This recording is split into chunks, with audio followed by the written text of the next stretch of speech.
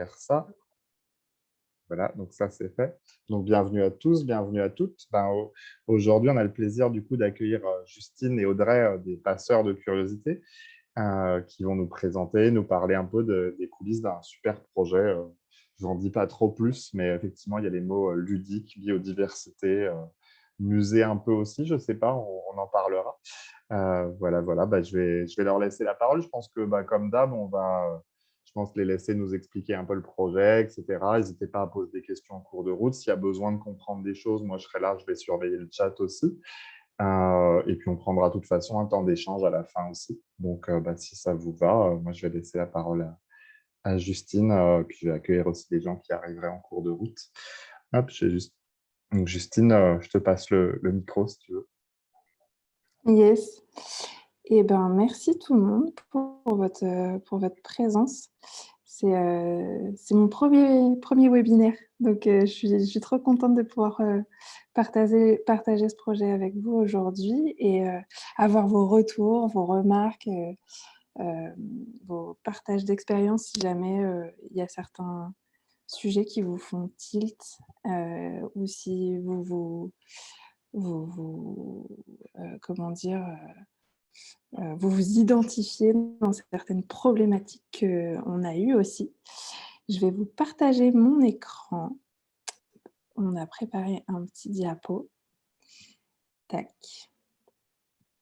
Est-ce que tout le monde voit bien l'écran? Ah, c'est bon. Ouais. Ok. Alors, avec Audrey, on voulait... alors, pourquoi je ne peux pas passer à la slide d'après? Attendez. Yes, on voulait vous commencer ce petit webinaire par une petite énigme, parce que quand même c'est plus rigolo. Alors, mon premier est un cube qui roule.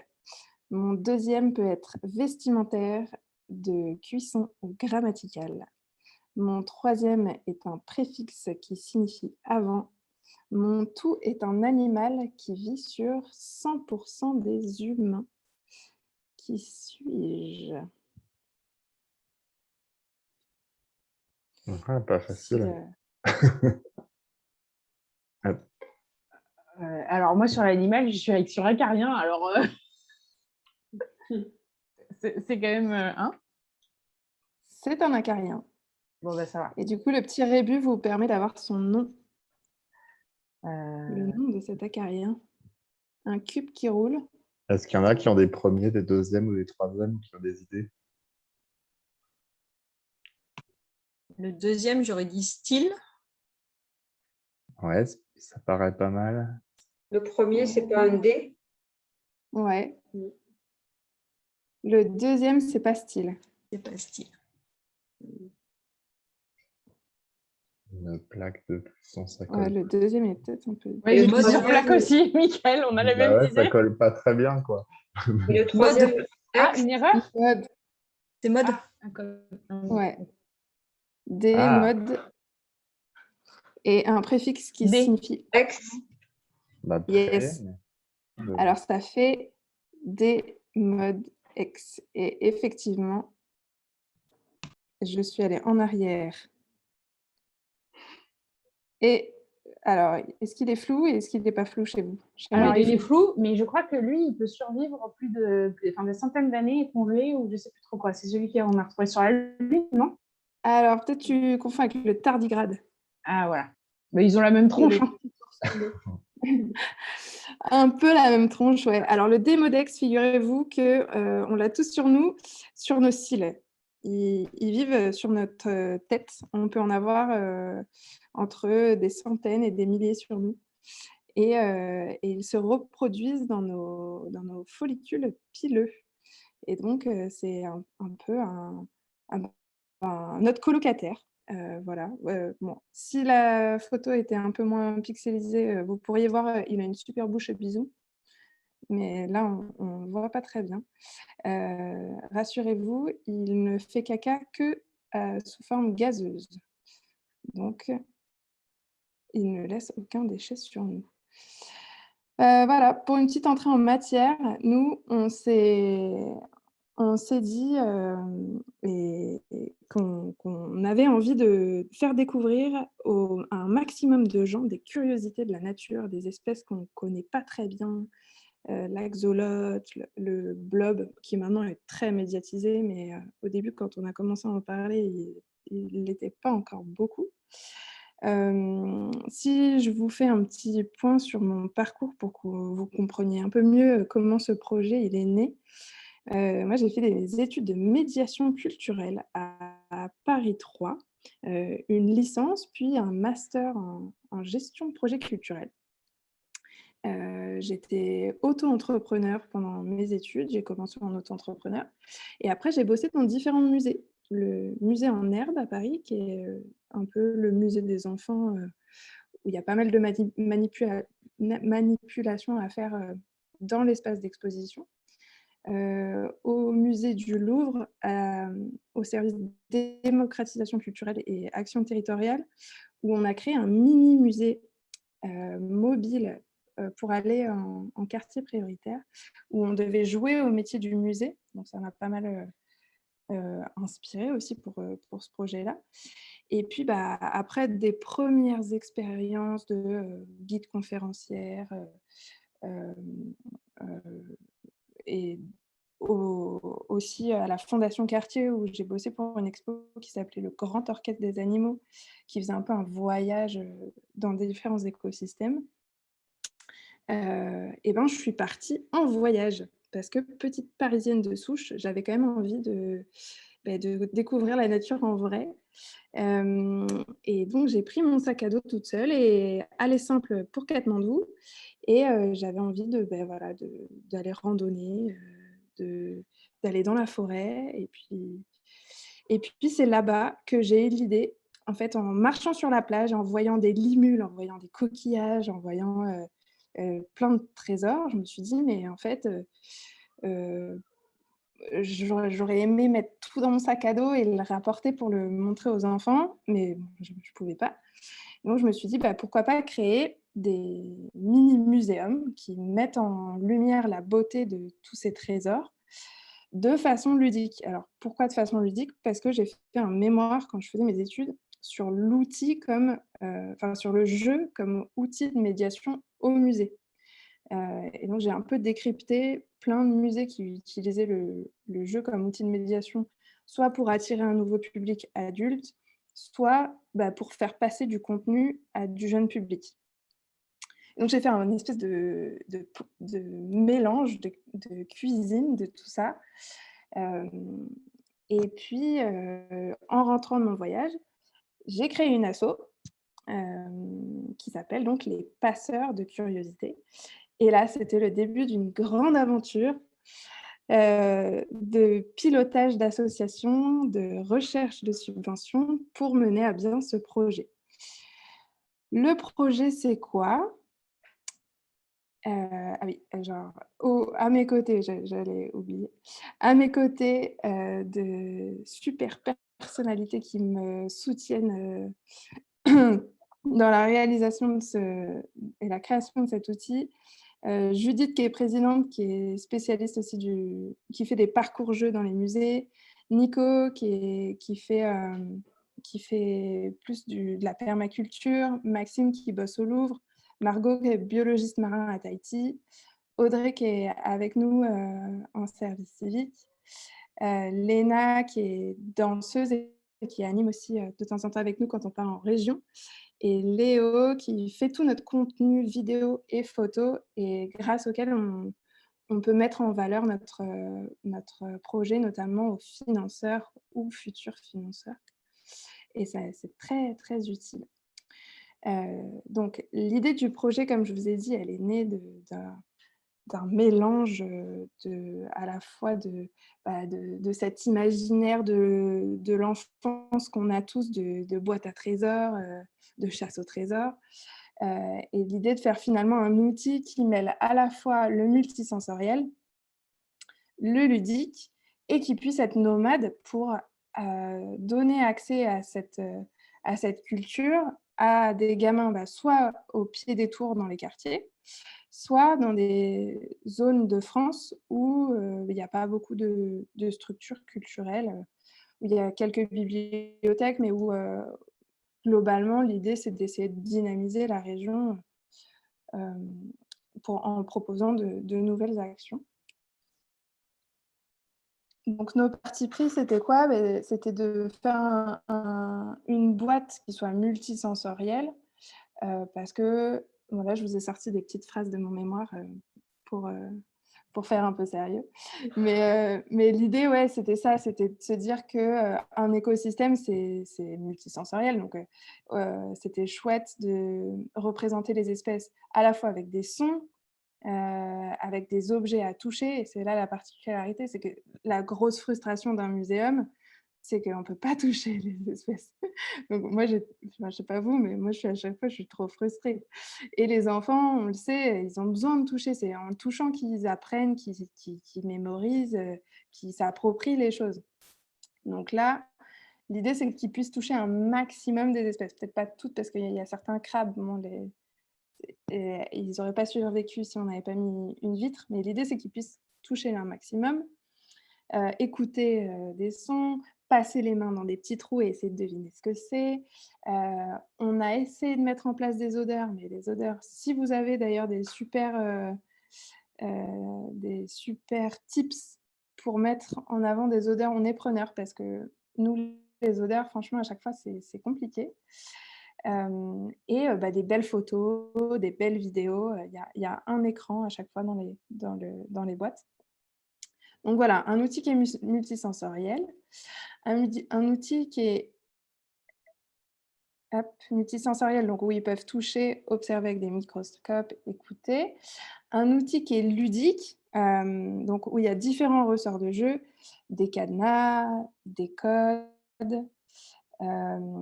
et différents types d'énigmes pour que les enfants soient, en fonction des âges, plus ou moins autonomes dans la réalisation de leur mission et la découverte des informations scientifiques, plutôt que ce soit descendant, que ce soit eux qui aillent directement à la découverte des informations, parce qu'ils le mémorisent mieux, parce qu'ils sont acteurs, parce qu'ils sont actifs, etc. Et puis parce que aussi, Audrey, on l'a vu aujourd'hui, en fait, quand ils jouent ensemble, il y a plein d'autres choses qui se passent, notamment le partage du matériel. Enfin, c'est des trucs tout simples, hein, mais se prêter une loupe, il y en a un qui trouve la clé, c'est passer la clé pour que l'autre il ouvre le cadenas, c'est coopérer pour que pour arriver à un même objectif. C'est pas toujours simple et les enfants, ils doivent aussi apprendre ça, quoi. Voilà. Enfin, Oui, c'est aussi se partager les informations, beaucoup. Parce que quand l'un a trouvé quelque chose, il faut parfois le dire pour que les autres puissent refaire l'action derrière. Ou, par exemple, le ressort de jeu avec les sons, il faut appuyer sur les boutons. Au début, on ne sait pas vraiment à quoi ils servent si on ne voit pas le casque. Et c'est quand ils voient le casque qu'ils arrivent à faire le lien. Et il y en a un qui n'arrive pas à faire le lien et pas les autres. Donc, c'est très cool de pouvoir se passer les informations et de réussir à le faire dans le calme et la bonne humeur. Effectivement, donc ça leur apprend aussi à communiquer. Donc, il y a plein de petites énigmes. On vous détaillera un petit peu plus après le contenu de chaque boîte. Et enfin, un module itinérant, comme on vous l'a dit. Là, en ce moment, on est à Valsonne, dans le 69, et on intervient en résidence toute la semaine pour que tous les enfants de l'école puissent bénéficier et tester notre première boîte, la boîte sur les récifs coralliens. On était déjà venus en décembre pour leur faire tester notre prototype. Et donc, c'était très chouette de voir tout ce dont ils se souvenaient entre décembre et là. C'était vraiment très chouette. Et comme vous voyez, c'est une petite école dans un petit village. Et c'est un cadre en plus très agréable, un cadre de travail très agréable. On intervient dans les écoles à chaque fois une journée par classe. C'est gratuit et c'est pluridisciplinaire. Pourquoi? Parce que pendant notre jeu avec les escape box, les enfants ils peuvent être 5, 8, max 10. Et du coup, ce qu'on propose, en plus du jeu, c'est que le reste des élèves qui sont dans les classes, on leur fait faire des activités scientifiques et artistiques pour compléter l'expérience. À la fin, en trésor de jeu, on propose pour les enseignants qui le souhaitent, parce qu'en fait, c'est un gros morceau, mais l'observation d'un blob, qui est donc une espèce unicellulaire que l'on peut faire grossir, rendormir, nourrir, qui est très en vogue en ce moment. Comme je vous le disais, on fait aussi des activités scientifiques, des empreintes fossiles. Aujourd'hui, on a fait des dessins sur des tablettes lumineuses pour reproduire un peu en gravure certaines espèces qu'on avait vues pendant le jeu. Et donc, les enfants, ils tournent à chaque atelier. Et donc, à la fin de la journée, ils ont fait du dessin, du modelage, un jeu. Et voilà, ça fait une expérience un peu complète. Et les enseignants sont assez contents qu'on s'occupe des enfants toute la journée. Si vous voulez que je fasse une première pause, je ne sais pas s'il y a des questions, je regarde. J'ai pas Jusque-là, trop tout va regardé. bien. Ok. Si je ne suis pas claire, si vous avez des questions, n'hésitez pas à m'interrompre. Tu as eu pas Qu'est-ce qu'il y mal a de... concrètement dans les boîtes? Quoi? Non, j'allais te dire que tu as eu pas mal de suggestions sur les musées qui utilisent des odeurs et des gens qui te proposent de te mettre en lien ou des choses comme ça. Mais sinon, c'est très clair, Valérie vient de dire. Ok, ah bah, trop bien parce que ouais, les odeurs, c'est vraiment un sens qu'on... Alors, à part là, dans la boîte corail, on a une étoile de mer qui sent le gnoc mam un peu, quoi. Mais c'est tout. On n'a pas plus.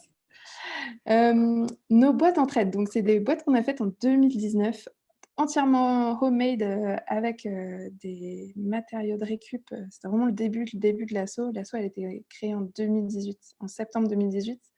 Et on a créé ces boîtes en janvier 2019. Donc, c'était vraiment le début.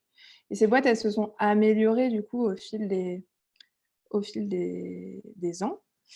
Et comment ça se passe? Alors, le but du jeu, c'est d'ouvrir une boîte et de comprendre le mutualisme, donc l'entraide entre les espèces dans la nature.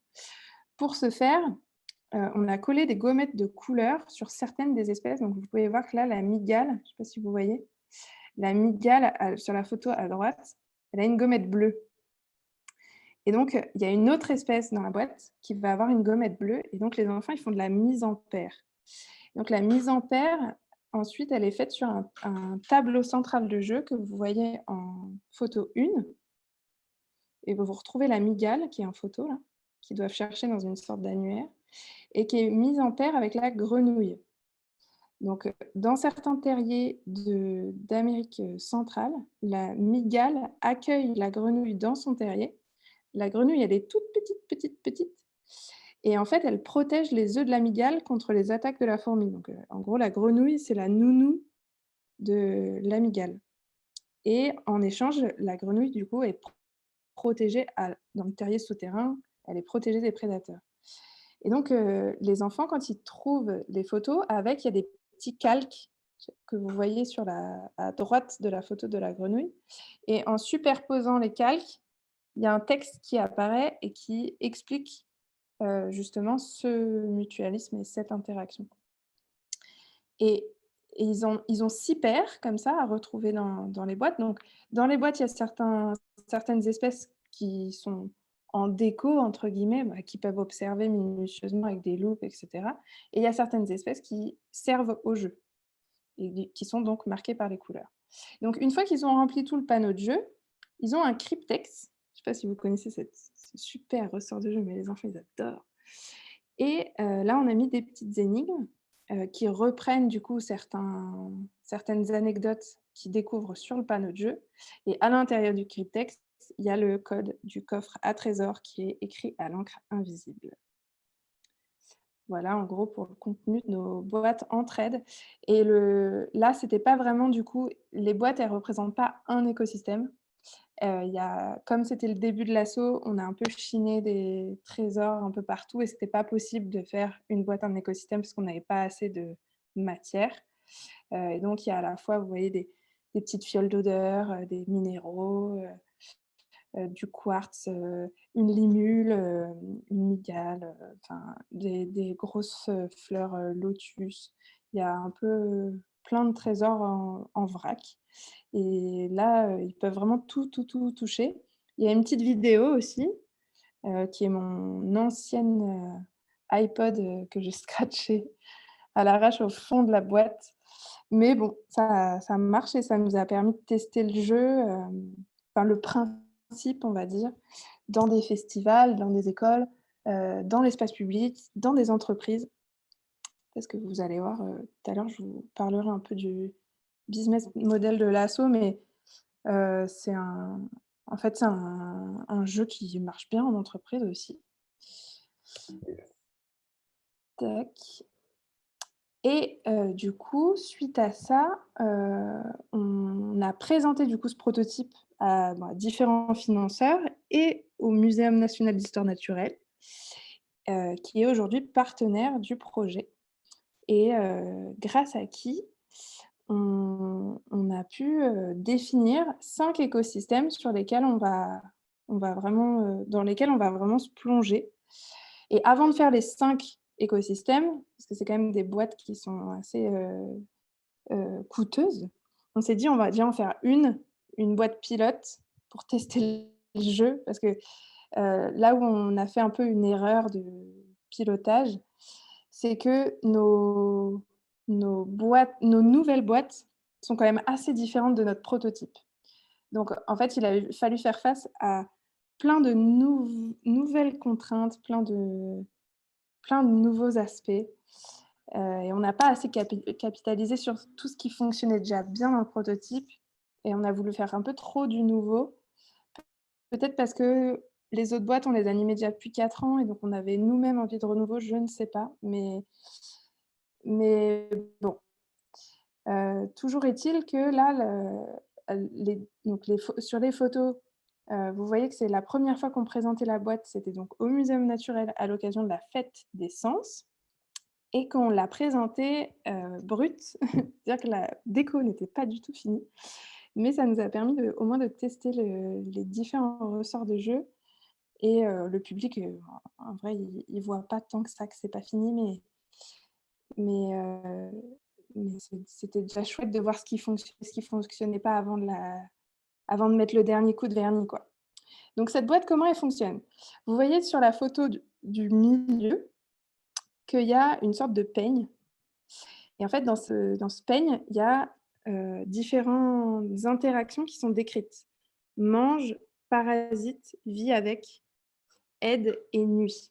Et en fait, le but du jeu, c'est de retrouver dans la boîte les espèces qui rentrent en interaction avec le corail. Et ces espèces, elles sont représentées sur les petites cartes en bois que vous me voyez tenir sur la photo numéro 3. Donc, il y a des petites loupes avec des détails d'espèces. Et donc, les enfants, ils ont la loupe avec le détail. Et derrière, ils ont des petites énigmes. Et il faut qu'ils aillent chercher ces espèces-là dans la boîte, parmi toutes les autres. Ça marche plutôt bien, sachant qu'il y en a qui sont plus faciles à trouver que d'autres. Notamment celle que je tiens là, c'est des pinces de crevettes pistolet. Et les crevettes pistolet, c'est l'espèce qui fait le plus de bruit dans un récif. Je ne sais pas si vous avez déjà entendu un récif corallien, le son d'un récif corallien, mais ça fait comme un espèce de crépitement de radio mal réglé, un peu comme ça. En fait, c'est les crevettes pistolet qui, avec leurs pinces, font, comme son nom l'indique, un petit pit, pit, pit. Et plus on entend le crépitement, plus ça veut dire qu'il y a des crevettes pistolet et que du coup, le récif est en bonne santé, entre guillemets. Et donc, du coup, cette carte énigme-là, elle est assez difficile à trouver parce que c'est un son. Donc, il faut qu'il fasse le lien entre les pinces oranges de l'image et les pinces oranges dont on parle dans l'audio, parce que du coup, il y a le crépitement et après, il y a une voix qui dit la crevette pistolet fait du son dans le récif en claquant ses pinces, etc. Donc, voilà. Sur l'image numéro 1, vous voyez les 3 boutons des sons. C'est sur ces sons qu'il faut appuyer. Et en fait, le casque la prise jack du casque est de l'autre côté. Et les enfants, ils font pas encore le lien, donc il va falloir qu'on fasse une sorte de petit fil d'Ariane pour qu'ils comprennent bien que ces boutons-là, ils sont associés au... Ouais, il y a encore plein d'améliorations à faire, mais ma foi, c'est à ça que ça sert les tests, retests, re-retests, re-re-retests. On n'a jamais fini d'améliorer les outils.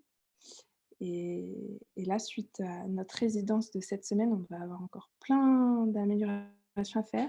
Et c'est les fabricants qui vont être contents parce que quand c'est juste nous qui devons faire les modifs, bon, ma foi, c'est comme ça. Mais quand là, on paye des gens, du coup, pour cette boîte-là, des professionnels de la déco, des professionnels de l'électronique, des professionnels de la menuiserie. Du coup, toutes ces modifs, on ne les a pas forcément anticipées dans le budget. Et du coup, voilà, faut voir aussi avec eux jusqu'où ils sont prêts à aller dans les modifications. Et vous voyez la fameuse équipe. Du coup, chef de projet, Mimel Selfenay, Audrey qui est donc en service civique et qui mène un travail assez incroyable, sans qui j'aurais pas pu faire beaucoup de choses. Un menuisier que vous voyez à droite de la photo, deux super électroniciens qui nous ont fait et un intérieur de boîte qui est presque autant une curiosité que l'extérieur, entre les fils, le circuit, enfin, je ne saurais pas dire les termes exacts, mais une carte mère trop belle dans une boîte en plastique, on dirait une vitrine. Un jour, je ferai presque une visite de l'intérieur de la boîte parce qu'elle est presque aussi belle que l'extérieur. Et une super décoratrice qu'on va enfin pouvoir laisser bosser parce que la pauvre, on a voulu tester le jeu assez vite et elle n'a pas eu le temps de faire son travail de déco jusqu'au bout. Mais là, on lui a promis que nos tests étaient finis et qu'elle allait pouvoir finir son travail là, les 2 prochaines semaines. Donc voilà. Donc, comme je vous le disais, ce projet, il a été créé à la base pour les scolaires. Mais grâce au prototype, on s'est rendu compte qu'en fait, il marchait hyper bien dans plein de contextes et qu'il plaisait autant aux adultes qu'aux enfants. Et donc, on a été contacté par une agence qui s'appelle La Concepterie, qui pilote des événements pour les entreprises éco-responsables, enfin, qui pilote des événements éco-responsables pour les entreprises. Donc, type journée de la biodiversité chez L'Oréal, des choses comme ça.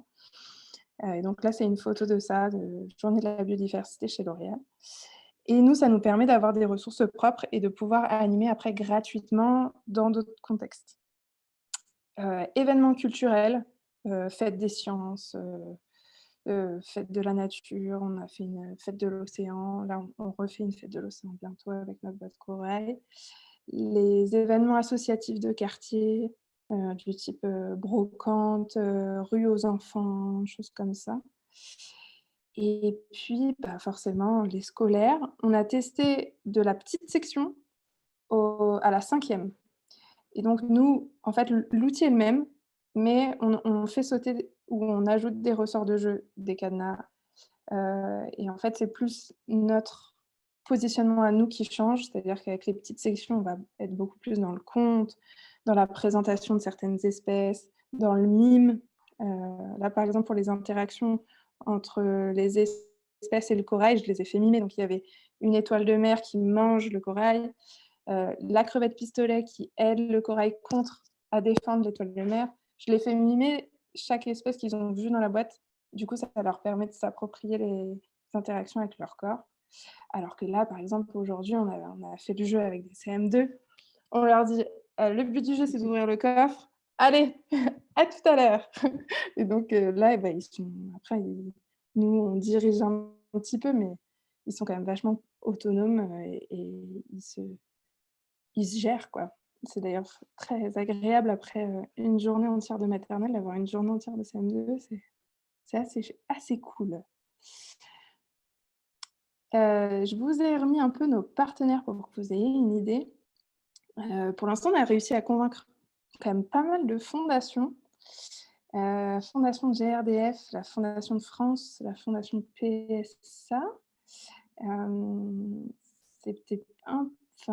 C'est parfois long et fastidieux, mais les montants sont intéressants par rapport à des formulaires pour des subventions publiques qui sont parfois aussi longs. Et les montants, nous en tout cas, les subventions publiques qu'on a eues, les montants n'étaient pas très hauts. Donc, bon, c'est toujours dans les dossiers, le temps qu'on y passe, etc., un peu un truc du pour et du contre à peser, quoi.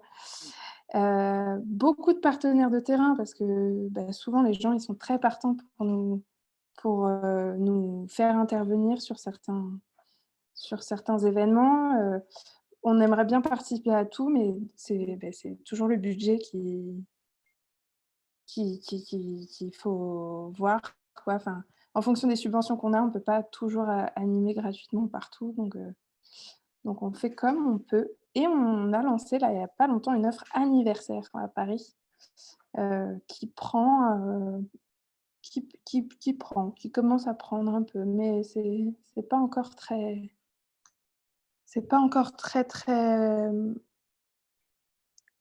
dingue. Sachant que c'est une ambiance et un investissement énergie, là, les anniversaires, entre monter les escaliers chez les gens avec les boîtes, avoir les enfants excités dans un salon, etc. Là aussi, il va falloir que nous, on pèse le pour et le contre de ce que ça nous coûte humainement et en énergie d'aller le week-end chez les particuliers. Mais on teste. C'est bien de tester un peu tout. J'en ai bientôt fini. Ouais, je voulais vous montrer un peu notre budget prévisionnel. En gros, ce qu'on aurait envie de mettre en place. Enfin, disons que la transformation, cette année, c'est une année vraiment d'investissement où on va avoir besoin de beaucoup de sous pour créer nos 4 autres boîtes, du coup. On va avoir 50% de mécénat privé, a priori 30% de subventions publiques et assez peu de ressources propres parce que on peine encore à se faire connaître et même si on a des interventions en centre d'animation, etc., ça ne nous permet pas encore vraiment de faire des ressources qui soient énormes.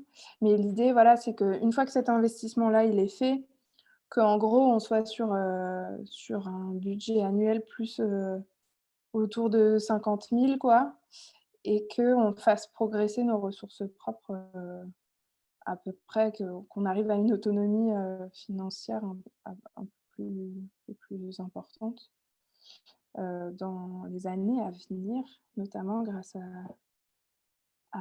tout en restant toujours dans l'idée associative de pas concurrencer le marché, etc. Mais d'arriver à devoir vivre des subventions et être au crochet des subventions tout le temps, parce que en tant que chef de projet, c'est hyper angoissant de se dire est-ce qu'on va y arriver, quoi. C'est très angoissant. Pour la petite info, moi je suis salariée depuis octobre, mais c'est très compliqué de faire passer une asso de non employeuse à employeuse parce que le budget il quadruple, quoi, presque. Parce qu'un salarié, ça coûte très cher et donc là, mon salaire est toujours va falloir qu'on l'assure, quoi. C'est pas encore gagné. On a eu une aide post-FONGEP, mais c'est toujours un challenge. Et puis voilà. Du coup, je vous ai remis un peu si vous voulez nous suivre sur les réseaux sociaux, n'hésitez pas. On est sur Facebook, Instagram, LinkedIn. Et aussi, on a fait passer récemment un appel à manifestation d'intérêt pour nous aider à programmer les années à venir et notamment notre itinérance en région. Je ne sais pas si je peux vous mettre le lien peut-être Si, dans en, discussion, si tu veux, je peux en le mettre et chat. sinon je le retransmettrai derrière aussi, mais dans discussion sur le chat en bas. Normalement, ça marche. Il y a Valérie qui demandait si vous ne faisiez pas de tournée dans le sud de la France avant, justement. Donc, c'est le moment de, de suggérer des endroits aussi, peut-être. Yes, carrément. Je ne sais pas si tu as Euh, trouvé l'endroit où est le chat ou pas. C'est en haut, en bas, discussion. Alors, je vais peut-être arrêter le partage déjà. Ouais, ça aidera peut-être. Sinon, je vais aller récupérer les. Merci déjà. C'est super intéressant, je pense. Oui, c'est intéressant. Moi, j'aurais eu envie de dire un petit truc parce que je suis prof de techno et je sais combien mettre en place des projets transdisciplinaires, ce n'est pas forcément évident. Les profs à travailler entre eux, il y en a peut-être parmi nous, peuvent me confirmer que ce n'est pas toujours gagné. Sauf que la techno, la SVT, la science physique, tout ça, ça peut facilement travailler ensemble. Est-ce que dans le modèle économique, plutôt que d'apporter une solution toute faite avec des boîtes à vendre, est-ce que dans le modèle économique, il n'y aurait pas un petit truc à penser où la méthodologie de fabriquer des boîtes entre le prof de SVT et le prof de techno serait aidée par votre structure pour apporter votre expertise dans la conception de boîtes que feraient les plus grands, les collégiens du cycle 4, pour des enfants du cycle 3. C'est une idée. Yes, alors pour la conception de la boîte, c'est-à-dire l'enveloppe. C'est-à-dire que L'enveloppe tous de les la boîte. mécanismes, dans tous les mécanismes qui peuvent être développés, mais aussi tous les éléments, on va dire, biologiques, peut-être qu'effectivement, par rapport au programme qu'ont les élèves du cycle 4, c'est-à-dire collège, 5e, 4e, 3e, ils ont peut-être des connaissances qui pourraient permettre, et même au niveau technologique, de réaliser tout ou partie d'un kit ou d'une boîte qui pourrait, alors effectivement, c'est un peu donner une partie de votre savoir et de le déléguer à une tierce personne, mais est-ce que ça ne serait pas aussi un moyen, en acceptant de donner, de se faire connaître pour, par ailleurs, vendre des boîtes? Yes, je vois ce que vous voulez dire. Ouais. Alors, nous, on avait pensé après miniaturiser ou essayer de trouver un moyen pour que ce soit effectivement reproductible, parce que avoir que 5 boîtes, c'est dommage, parce que on aimerait bien mettre à profit tout ce boulot justement pour que ensuite les gens s'en emparent. Alors, pourquoi pas imaginer un moyen de transmettre voilà, vendre des petits kits de boîtes plus à faire en découpe laser, par exemple, ou des choses comme ça. La problématique après, c'est qu'est-ce qu'on met dedans, parce que du Oui, coup, c'est des moi, vrais comme objets aujourd'hui. Hein, Là, c'est ouais, ça. voilà. Là, vous avez Et développé du gros. c'est Là, vraiment la plus-value. C'est vraiment la plus-value du projet, c'est que les enfants, ils sont toujours ils sont toujours étonnés qu'on leur mette du vrai en face d'eux et pas du plastique, quoi.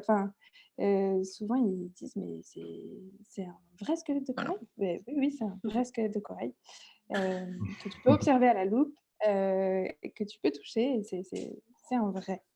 Et ça, après, c'est compliqué de... C'est compliqué. Oui, parce qu'il y a d'un côté l'aspect boîte avec la structure mécanique du jeu et de l'escape game et de la stratégie pour aller jusqu'au résultat et résoudre les énigmes.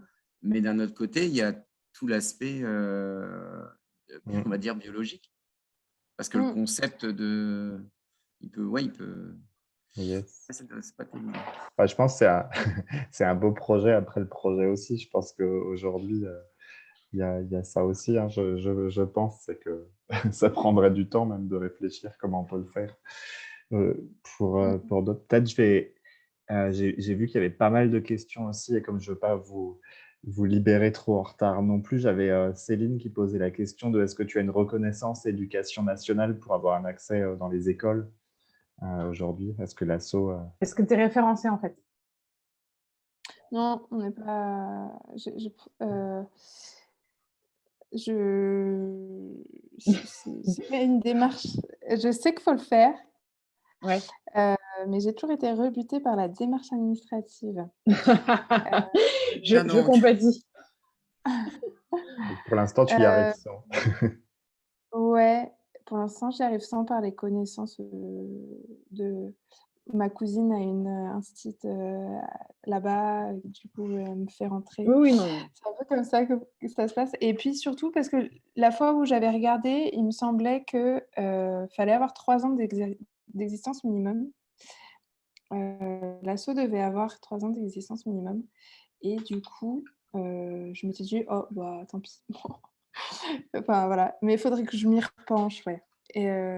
Mais là, en janvier, on a gagné un challenge qui s'appelait Jeunes et éco-engagés, qui était piloté par le ministère de l'Éducation, de la Jeunesse et des Sports. Donc, je vais essayer de leur redemander comment, Mmh. Ok. comment faire, ouais, pour avoir un agrément. Yes. Ça Il y a- pourrait débloquer des choses, ouais. yes. Il y avait Céline qui demandait un peu aussi, je crois, dans les questions, qu'est-ce que vous faites en direction des entreprises en termes de marketing ou d'aller les voir? Est-ce que vous faites en interne ou avec des partenaires uniquement? Et j'ai posé plein de Alors, questions, hein, désolée. c'est cool, c'est cool. On a un prescripteur, comme je vous l'ai dit, qui s'appelle La Concepterie, et qui nous facilite, qui nous facilite pas mal les choses, parce que nous, on n'a pas à être en lien directement avec L'Oréal, AXA, etc. Ce qui nous arrange plutôt pas mal. Et qui, du coup, nous place sur des événements où ce genre d'entreprise, ils ont besoin de gérer genre 300 gamins dans la journée. Nous, aujourd'hui, la taille de l'asso ne permet pas de gérer 300 gamins dans la journée. Donc, elle place différentes assos. Et nous, ça nous va bien. Tu vois, on a 4 ateliers dans la journée. C'est à notre échelle, c'est bien.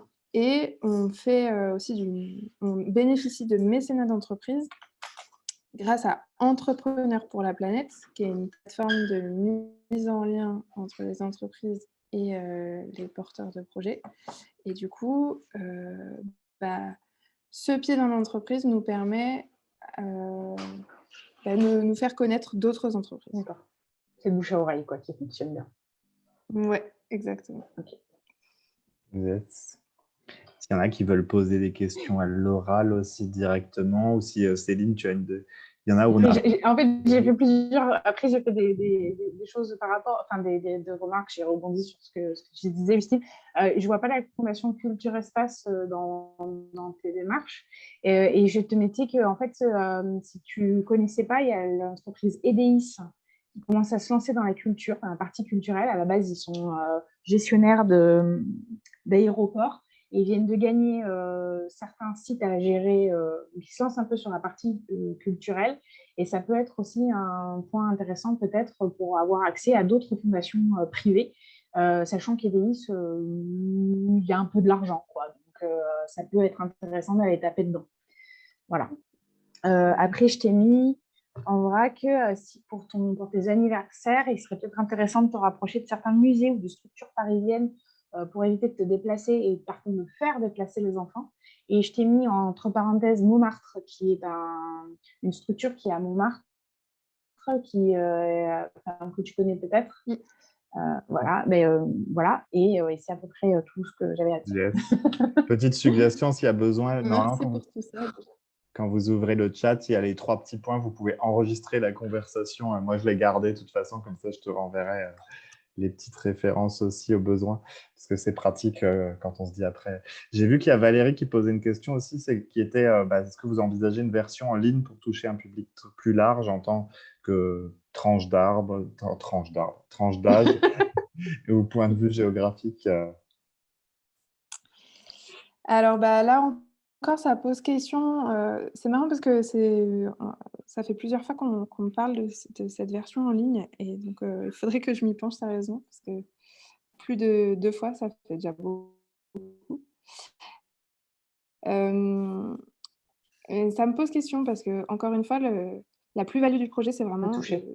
les vrais trésors, le toucher, ouais. Et donc, ma crainte à moi, personnellement, mais il faudra en parler, c'est que il y ait ça qui s'en aille, qu'on perde du coup un peu ça. Et donc, il faudrait rajouter dans la balance quelque chose d'autre pour que ça rééquilibre. Mais oui, alors, j'ai pas du tout ni les connaissances, ni le réseau dans ce monde-là de codage en ligne, etc. Moi, je viens plutôt du milieu du musée, des objets, des expos, de la déco.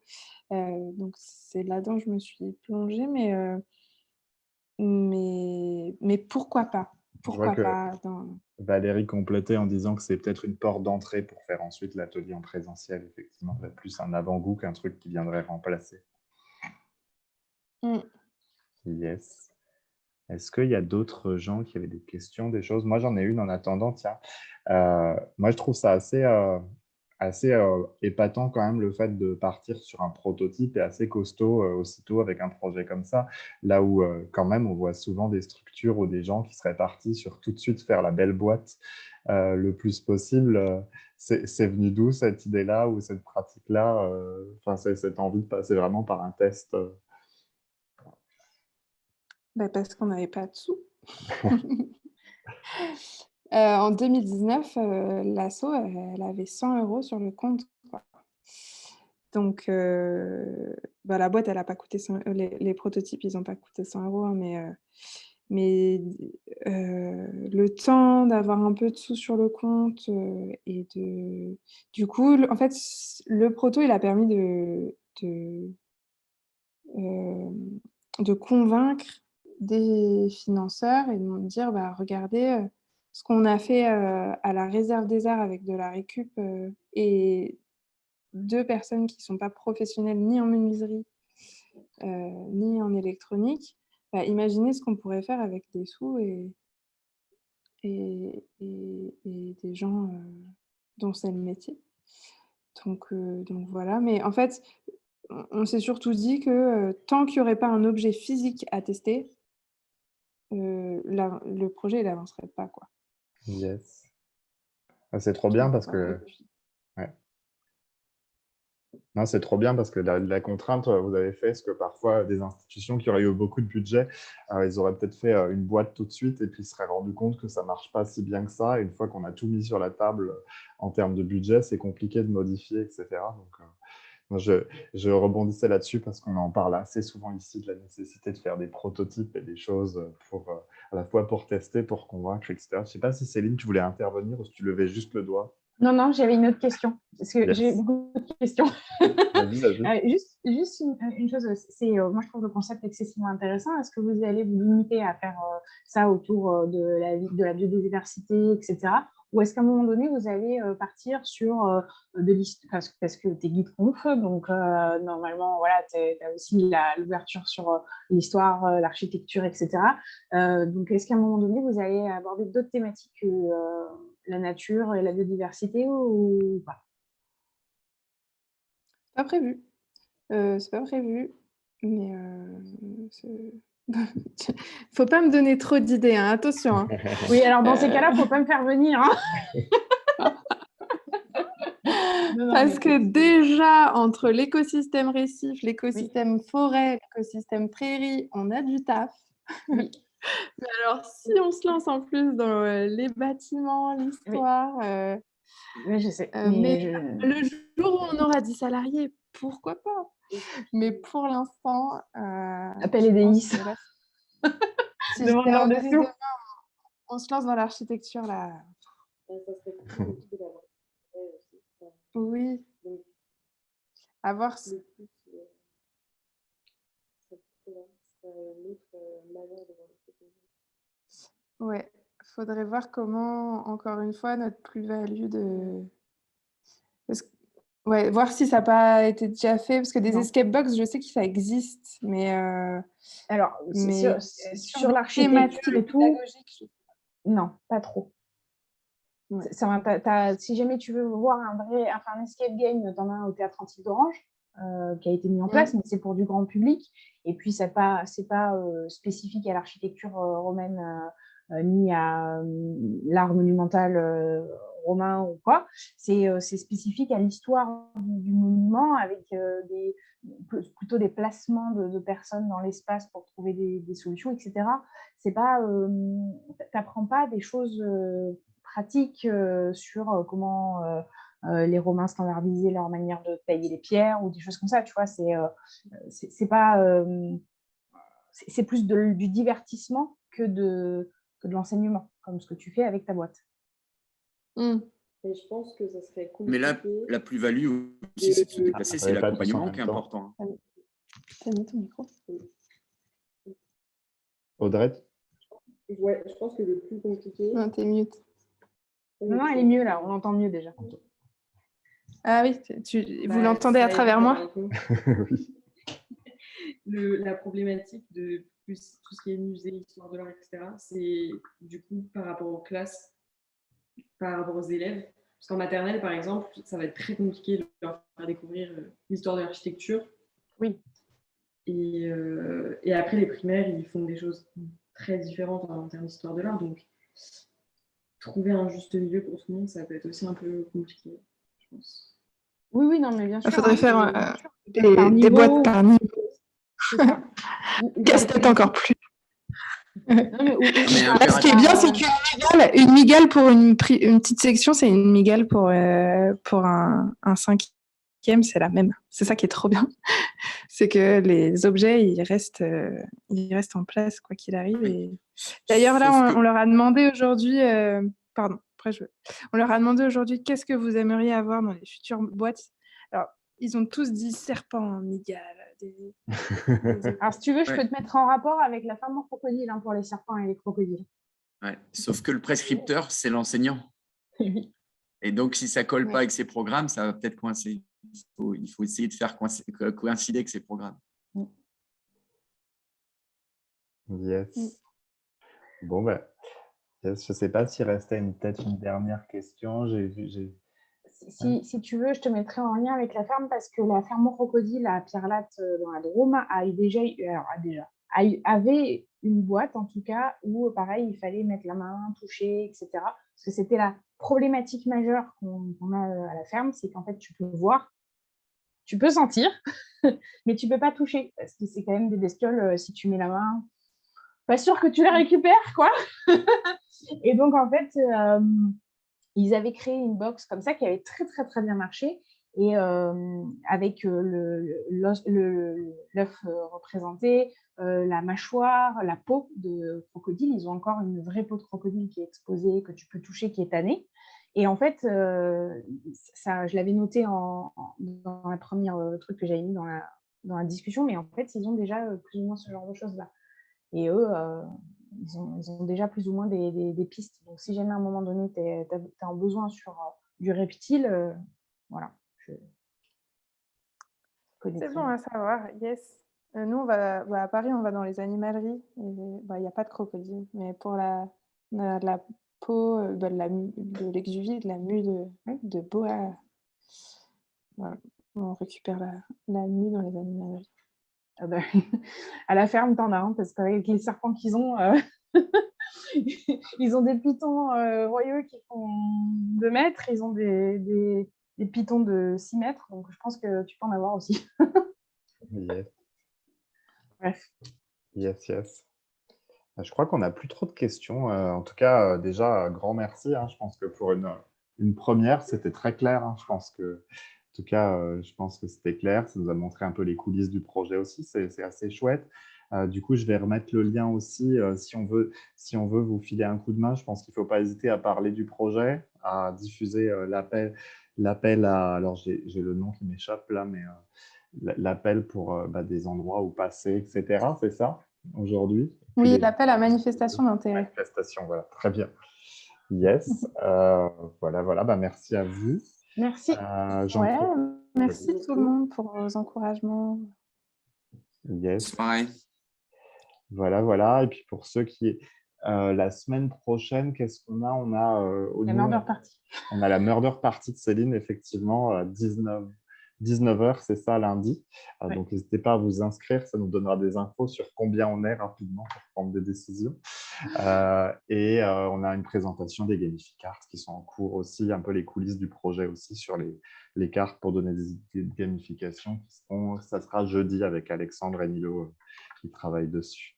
Voilà, merci à tous. Encore merci pour la présentation. On mettra ça en replay aussi si vous connaissez des gens qui n'ont pas pu venir ou que ça pourrait intéresser, n'hésitez pas.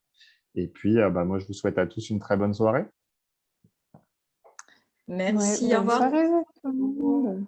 Bonne soirée, bye. Merci. Au revoir.